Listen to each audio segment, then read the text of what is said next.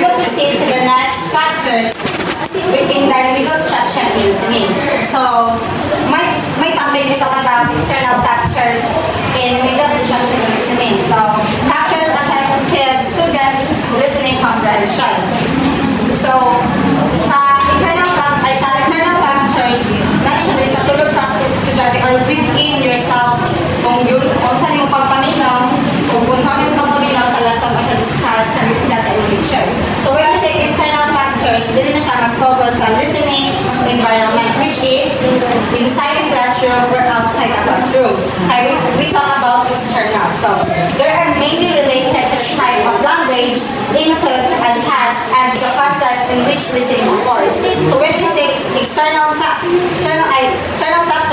related siya sa environment o sa content in which the context in the context are occurs. So there are 94 categories when it comes to external factors. So we talk about the speed of delivery. So speed of delivery, fast-paced speech can be challenging for students to follow, especially those students with slower processing speed. So sa speeds of delivery, dili mag-focus kung unsa ka paspas o unsa ka hinay, unsa ka paspas o unsa ka slower ang imuhang pag-discuss sa tubangan. Kay according to sa i-discuss ni Adi Daganado, kung paspas tayo ka magtudlo din sa tubangan, remember, nabita sa remedial instruction, imuhang mga students is nasya or slow learning mo mga students. Dapat kung paspas ka magtudlo, syempre yung students, mag-lisod siya o cope up sa imong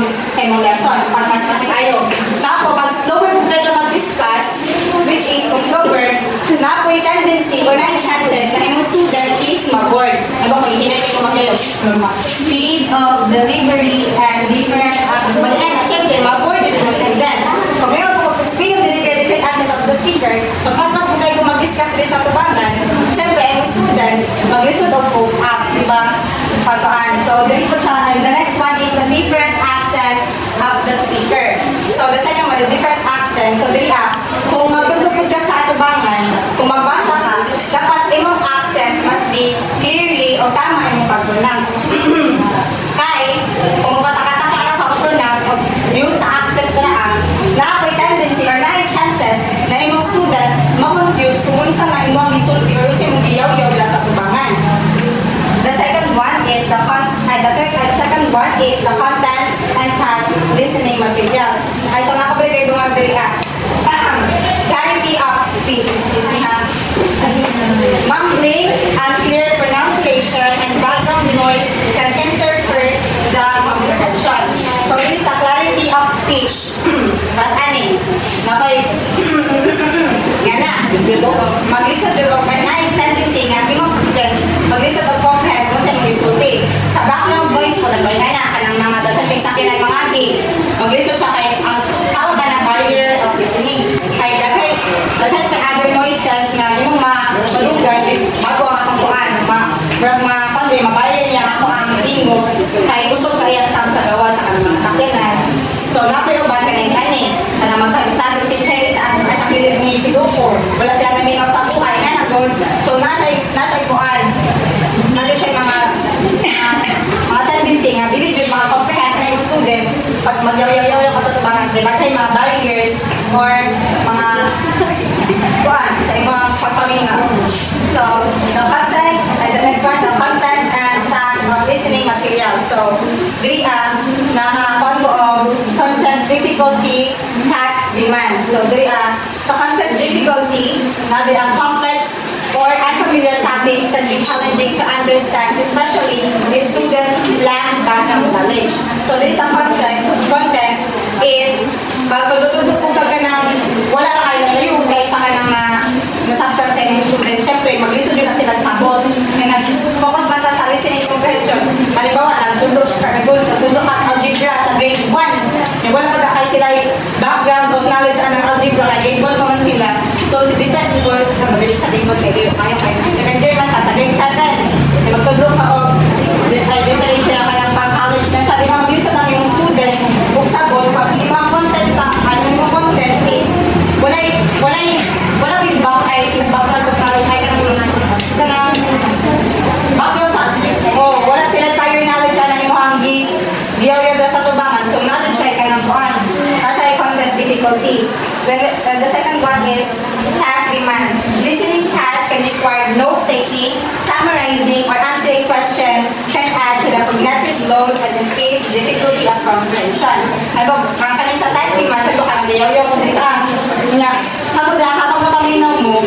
take note mo kung slow learner mo. Kung slow learner mo. Na-take note mo kay, ano pag slow learner, di ba ka mag-listen ka po, habang ako dili ga-discuss, pinaka kay visual aid, so, ang slow learner man kintahay mo, mag-take note mo, so that pagkagabi or kung na-face nga may tabuog man, naamoy maskan, para, or namoy basa-basahon, para dili mo mabagsak, or namoy ka ng estadihan. So, the third one is context. This refers to the spatial temporal location of the utterance. On example, on a particular time and particular place at which the speaker makes an utterance and the particular time and place at which the listener hears and reads the utterance. So, based on context, dili siya ang sa classroom. Muna siya ay dili sa particular time. Kung nandong karoon ay ang time mo sa kanang ESP na or kanang sa mga araling palikulan doon na subject or sa math, mas related na sa math. Kung sa math, kung alauna to alas 2 ang klase, nga lang time niya. Ang imuha ko yung lesson kay math. Di ba katulungan tayo na, hindi magkuhan sa context. Dapat nasa imo ay as a teacher, ikaw mismo, amo, ubina sa imong students ka maminaw, ay kabalo pa nga, ang time o ang place sa inyong gitudluan is, kanang sleeping time, kung saka alauna to alas 2 sa math, yung gitudluan, dapat engaging po ang imuhan pagdudul sa tubang word. Ikaw mismo ang ubina sa imong students ka maminaw sa imuhan, ay para na sila yung masaktan. So, muna to ang time and place, kung asa po ang students nga naminaw, kung alauna to alas 2 sa math, akong gitudlo, dahil katulgod, siguro mag-grad ka or something ka natin, engage mo yung students, para saan ang ilahanan, hindi ko, kung sila, imo silang i-link ko na, routine daw, dahil lang kayo mabasa, or something ka na, para ma-engage ang ibang students good, na maminaw sa imuha, kay, digital instructional listening, madala mo, ay nagyaw-yaw na sa likod, kasi hindi nagyaw-yaw, imo din silang tawagon, imo ipabasaan, kaya para next time, maminaw na sila sa imuha. Nga na, sample lang, sample lang ako. Sample lang. So, dito sa context, for my last guess, this is another major factors influencing the interpretation of meaning. It refers to the linguistic context or the textual environment provided by the discourse or a text in which particular occurrence occurs. Context constrains the way in which we interpret the response. So, sa context, din na ang the surrounding linguistic context, such as previous utterance and overall discourse, can influence meaning of interpretation.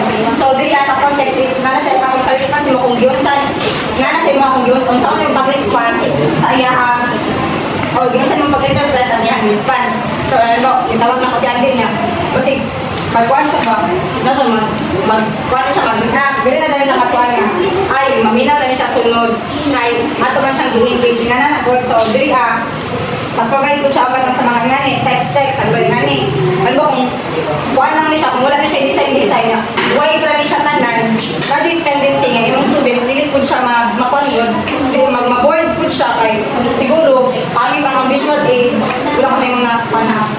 Dito, pag why lang niya siya tanan, kung saan yung mapil, di ba palain, walang color sa mata, kung muna, depende po sa environment, kung yun sa imong pagtudlo, sa imong students, ang imong lesson, yung pagkangani ko, magkakatawag ko, kaya pag maminaw mo, di ba, naminaw na si Cherry, nakapili na nakakuan, kaya po, si Andrew Oxiana, di ba, naminaw siya, tawag na ako, di ba, na-engage na ang student, nakadepende sa environment din mo, kung saan din mo pag-engage yung student, kung saan pagpaminaw sa imong lesson.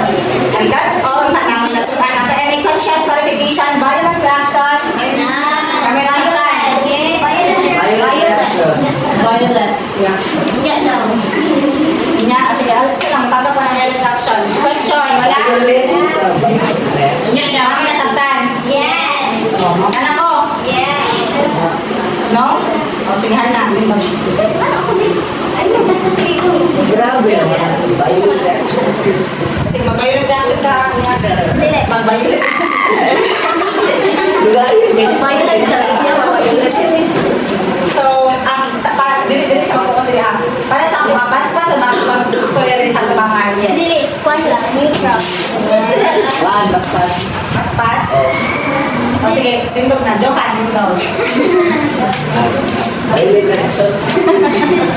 Kung paspas akong pagkuna, ay pag-discuss din sa tubangan, ano sa'yo mong na-feel?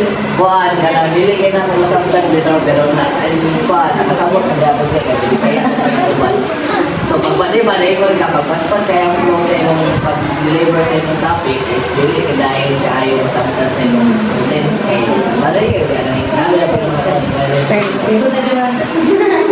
Dito mo sa lab C, speed of delivery of sa content. Kaya kung, paspas kayo kung di ba paspas kayo kung mag-ayo na